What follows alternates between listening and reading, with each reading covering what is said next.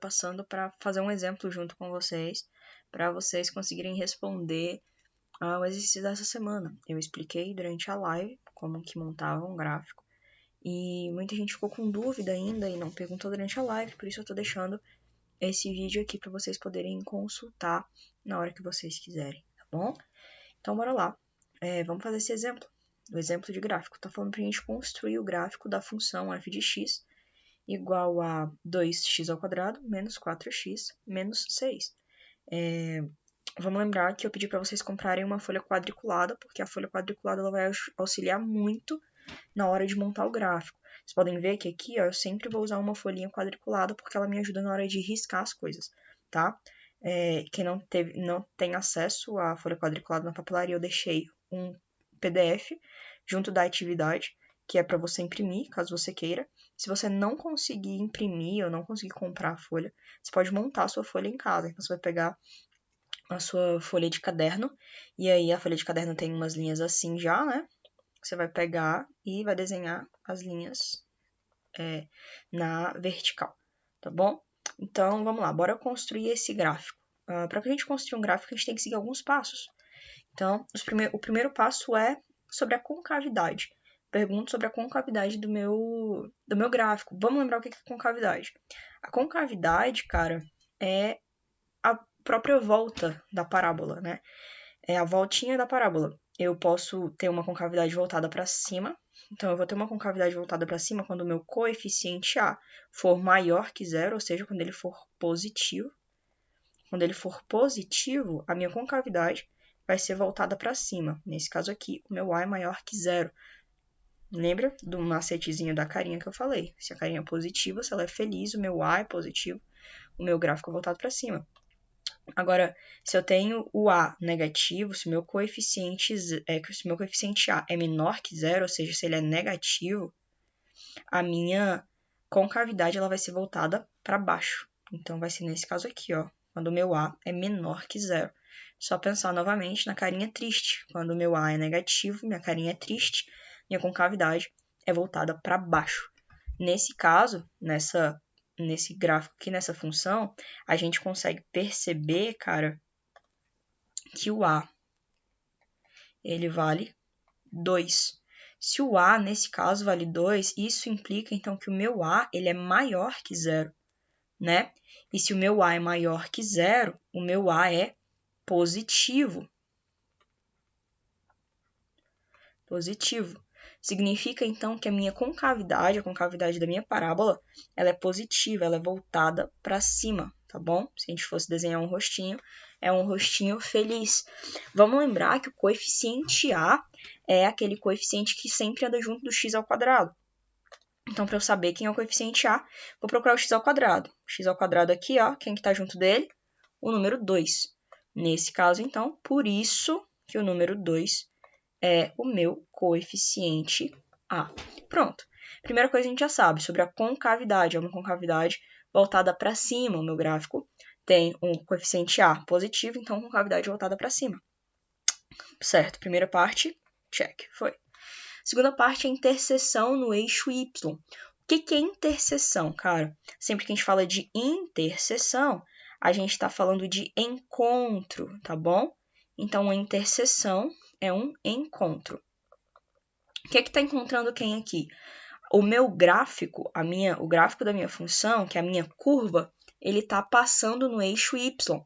Vamos lembrar que o eixo Y é o eixo vertical, tá? Então, esse aqui é o meu eixo Y. Se você for parar para ver, a minha curva, a minha parábola, ela toca o eixo Y bem nesse ponto. Aqui, ó, tá tocando o eixo Y. E que valor é esse? Esse aqui é o coeficiente C da minha função. Lembra que a função do segundo grau, ela tem um formato ax² mais bx mais c. Então, esse próprio c, que está bem aqui, esse c aqui é aonde a minha parábola toca o gráfico no eixo y, tá? No eixo f de x. E aí, isso é isso que a gente vai usar, para descobrir aonde o meu gráfico toca o eixo f de x. Então, a primeira coisa o que a gente tem que fazer aqui? Tem que reconhecer o valor de c. Vamos lembrar que o C, o coeficiente C, é sempre aquele número que está sozinho, não está acompanhando x nenhum. Nesse caso, o meu coeficiente C é o número 6. Só que presta atenção, ele tem um menos, né? Então, na verdade, o coeficiente C não vai ser 6. O coeficiente C vai ser menos 6, tá? A gente sempre tem que levar em consideração o sinal. Ah, professora, mas aqui no A você não levou em consideração o sinal. Sim, porque não tem um sinal. E quando não tem um sinal, é porque é positivo, tem mais escondido. Então, nesse caso aqui, cara, a gente pode dizer que o C, o meu C, vale menos 6. Esse aqui é o coeficiente C. Portanto, o meu gráfico, a minha parábola, vai tocar o eixo y, ou seja, o eixo em pé, o eixo do f de x, no ponto, no número menos 6. Então, vou procurar aqui, nesse eixo, que é o eixo vertical, o ponto menos 6. Menos 6 aqui. Então, significa que a minha parábola vai tocar isso aqui, ó, nesse pontinho. Minha parábola ela precisa passar por esse ponto. Beleza, então a segunda parte a gente já descobriu, que é a interseção no eixo y. Segunda coisa que a gente tem que descobrir é a quantidade de raízes. A quantidade de raiz ela depende diretamente do valor do delta. Então, sempre que eu vou falar da quantidade de raízes, eu vou falar do delta. Mas como assim? Bora dar uma olhada. A quantidade de raízes ela depende exclusivamente do valor do delta. A gente também pode chamar isso aqui de discriminante. Ok? Mas eu acho delta muito mais fácil. Então, por isso que eu sempre chamo de delta. Então, vai sempre depender do delta. Se o meu delta for igual a zero, então eu tenho só uma raiz. Se o meu delta for maior que zero, eu vou ter duas raízes. Se o meu delta for menor que zero, eu não vou ter nenhuma raiz. Tá? E o que são essas raízes? O que significa isso? Significa quantas vezes o meu gráfico toca o eixo x. Então, a gente viu ele tocando no eixo y uma vez, né? E aqui a gente quer saber quantas vezes ele toca no eixo x. Então, se eu tenho só uma raiz, significa que eu vou tocar no eixo x uma vez. Se eu tenho duas raízes, significa que eu vou tocar no eixo x duas vezes. E se eu não tenho nenhuma raiz, significa que eu não toco no eixo x nenhuma das vezes. No nosso caso, nesse caso aqui, se a gente for calcular o delta, se a gente for calcular o delta, a gente vai fazer desse jeito. A gente lembra que delta é essa fórmula, né? Delta é igual a b ao quadrado menos 4ac. Então, nesse caso, o delta vai ser, no lugar do b, eu vou colocar menos 4, né? Sempre entre parênteses. Menos 4 ao quadrado. Menos 4 vezes o a vale 2. Então, vezes 2. Vezes c, o meu c vale menos 6. Então, entre parênteses, menos 6. E a gente pode fazer essa conta. Menos 4 ao quadrado, cara, menos 4 ao quadrado, isso aqui é menos 4 vezes menos 4, menos com menos vai ficar mais, 4 vezes 4, 16. Então, isso aqui é 16. E aqui a gente pode fazer essa multiplicação também. Tenho menos 4, né? Vou carregar o sinalzinho. Menos 4 vezes 2 vezes menos 6. Menos 4 vezes 2, isso é menos 8, vezes menos 6. Menos com menos vai ficar mais. 4 vezes 6, 48. Então, aqui eu fico com mais 48. Portanto, o meu delta vai valer 16 mais 48, isso aqui é 64. Pronto. Meu delta é 64. Se o meu delta é 64, então significa que o meu delta é maior que zero. Se o meu delta é maior que zero, então tenho duas raízes. O que significa dizer isso? Se eu tenho duas raízes, significa dizer também que o meu gráfico, ele toca o eixo x, ele toca o eixo x duas vezes. Ok? Então, se o meu delta é maior que zero, eu tenho duas raízes, então o meu gráfico ele vai tocar o eixo x duas vezes. Voltando então aqui para o nosso rolê. Então, quantas raízes eu vou ter? Quantidade de raízes. Eu vou ter duas raízes. Se eu vou ter duas raízes, agora eu preciso descobrir quais são essas raízes. Para eu descobrir quais são essas raízes, eu vou ter que usar Bhaskara. Então, para eu descobrir as raízes, eu tenho que achar o valor de x para que o meu f de x seja igual a 0. Como que eu vou fazer isso? Beleza. Eu preciso que o meu f de x seja igual a 0. Então, a gente vai usar Bhaskara, tá? Toda vez que eu for precisar achar as raízes, eu preciso encontrar os valores de x. Então, vou ter x' e x duas linhas, porque são duas raízes, né? Então, vou ter o primeiro x e o segundo x. E aí, quando eu for descobrir essas raízes, eu vou precisar de quê? Eu vou precisar usar ou Bhaskara ou soma e produto. O que você achar melhor. Eu, nesse caso, vou usar Bhaskara, tá bom? Então, como que a gente usa Bhaskara? Para fazer Bhaskara, a gente precisa saber primeiro quais são os coeficientes, já está separadinho, qual é o valor de delta, como eu já fiz para achar ali quantas raízes eu vou ter. Eu já deixei aqui colocado que o meu delta vale 64. Ah, professora, como que você sabe que é 64? A gente sabe que delta é igual a b ao quadrado menos 4ac. Isso aqui a gente já fez, né? Então, a gente sabe que o delta vale 64. E aí é só substituir na fórmula de Bhaskara, que é essa. X é igual a menos b, mais ou menos a raiz quadrada de delta, dividido por 2a. Então, nesse caso, x vai ser igual a menos b. Se o meu b vale 4, eu deixo o menos aqui fora e, entre parênteses, menos 4. Mais ou menos a raiz quadrada de 64, dividido por 2 vezes 2, né? Porque o meu a vale 2. Então, o meu x vai ser igual a menos com menos, vai ficar mais 4. Mais ou menos, a raiz quadrada de 64 é 8, dividido por 4, porque 2 vezes 2 dá 4. E aí, agora que a gente já resolveu a maioria das coisas, a gente vai descobrir x' e x duas linhas. O x' vai ser o mais 4 mais 8 dividido por 4. Por quê? Porque eu tenho mais ou menos. Então, a primeira coisa que eu faço é o mais. Nesse caso, então, o meu x' vai ser 4 mais 8, isso aqui dá 12, dividido por 4, isso aqui é 3. Então, meu x' vale 3. O segundo que eu vou descobrir é o meu x duas linhas, que é aquele que vai conter o menos. Então, x duas linhas, ele vai ser mais 4 menos 8 dividido por 4. Por quê? Lembra que eu tenho mais ou menos? Então, meu x duas linhas vai ter o menos. Portanto, meu x duas linhas vai ser mais 4 menos 8, isso aqui é menos 4. Menos 4 dividido por 4, isso é menos 1.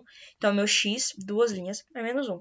Portanto, a gente descobriu que as minhas raízes são, minha primeira raiz é x' igual a 3, e a minha segunda raiz é x, duas linhas, igual a menos 1. Opa, escrevi errado aqui. Menos 1. O que significa isso? Significa que a minha parábola toca o eixo x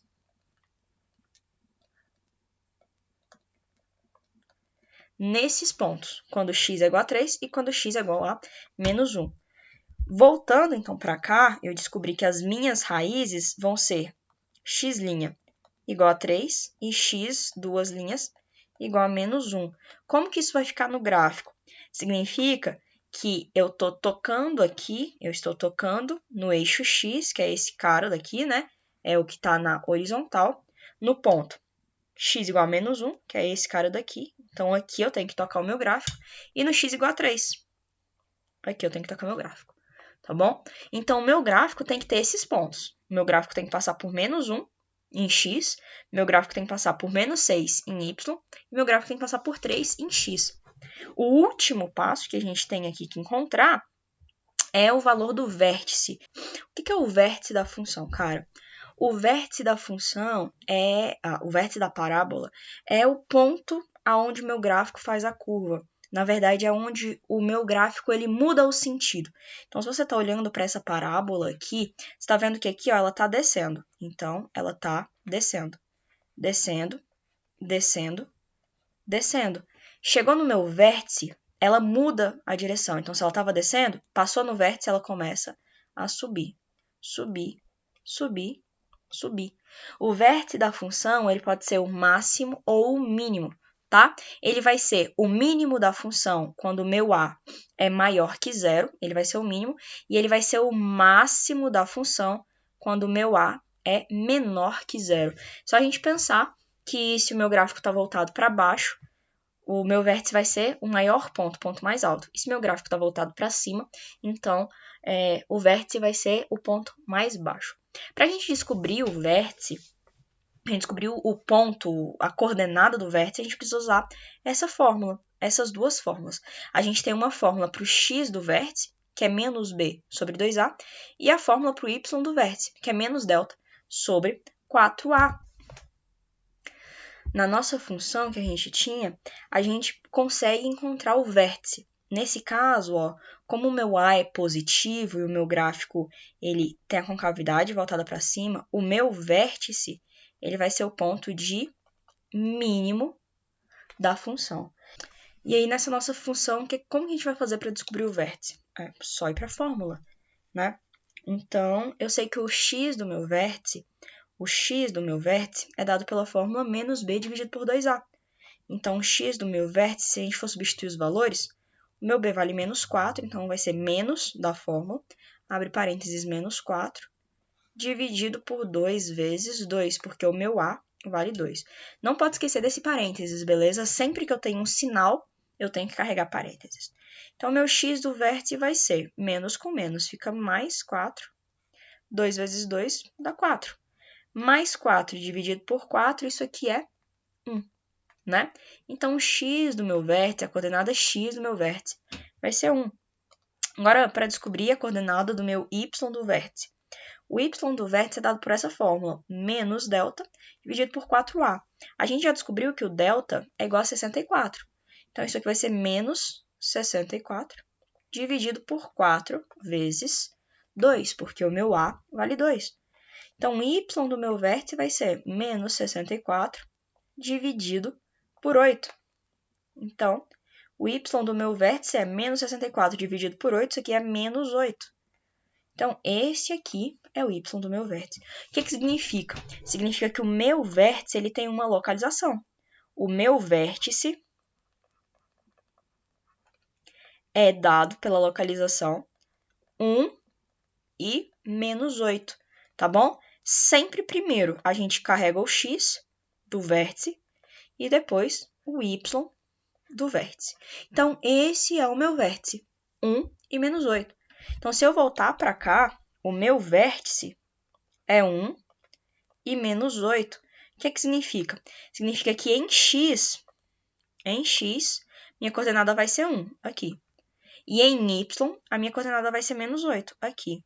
O meu vértice é onde esses dois se encontram. Então, eu vou descer com 1.